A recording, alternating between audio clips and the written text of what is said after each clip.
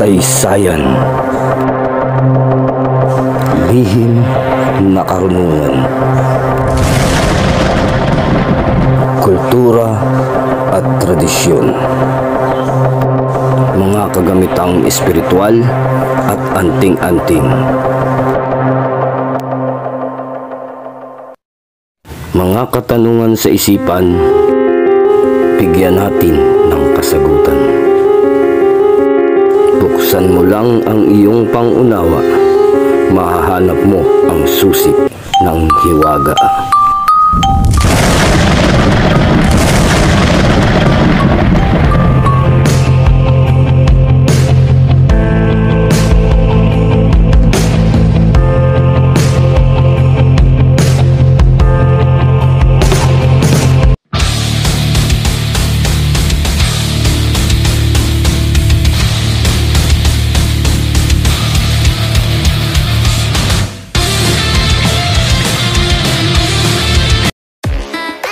Hello, mapagpalang umaga sa lahat mga idol. Hello Philippines, hello world.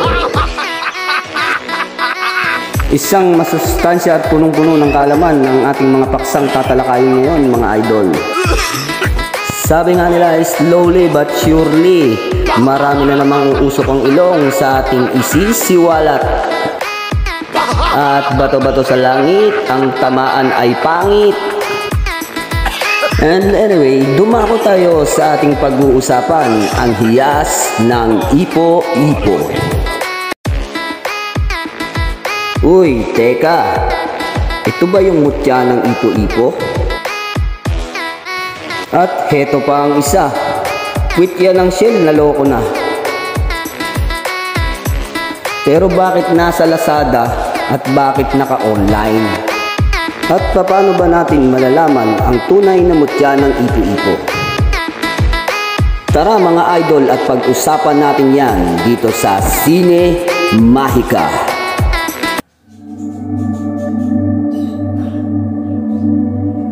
Para sa kalaman ng lahat, ang ipo-ipo ay nakukuha lamang sa pusod mismo ng ipo-ipo. At ito ay may lihim na karunungan at kaalaman kung paano ito makukuha.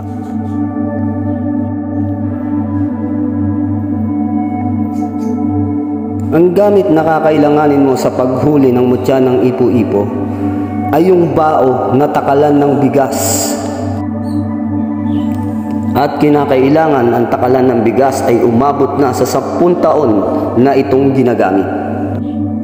At ang tamang tiyempo ng pamamaraan sa paghuli ng mutya ng ipo-ipo o hiyas ng ipo-ipo ay kinakailangang sa buntot mo ito huhulihin sa pamamagitan ng pagtaklob ng iyong daladalang bao na takalan ng bigas. At huwag mong basta susunggaban ang ipo-ipong nagwawala kung ito ay mas malaki pa sa gusali o sa iyong bahay. Antayin mo na umampat at sa dulong-dulo nito kapag ito ay naghina na sa pag-ikot ay tsaka mo abangan at takluban ang bato na hiyas ng ipo-ipo. Ang tunay sa pagpapatunay ng itsura ng mutya ng ipo-ipo ay ipapakita ko mga idol. Ito ang mutya ng ipo-ipo mga idol. Isa siyang bato na akala mo ay mistulang bato na gawa sa katol o itsurang bilog na parang donut. Medyo may katagalan na nga lang sa aking baul na taguan at ngayon ko lang sa inyo naipakita. Ang orasyon na ginagamit sa pagkuha ng mga mutya.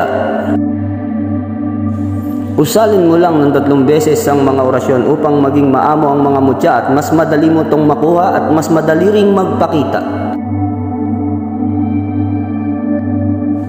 Magdasal ka muna ng isang Ama Namin at isunod ang orasyon. Usalin ng 3 ulit. Aleus hus mei lumin, hom tinusum, amham ruam puksam.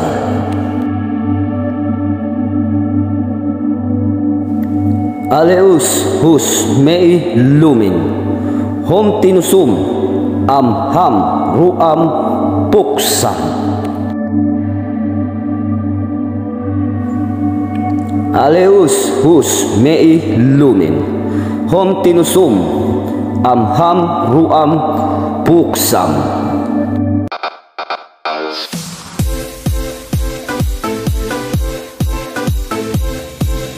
Mga katanungang hinahanap ang kasagutan. Basagin ang katahimikan at tuklasin ang lihim na karunungan.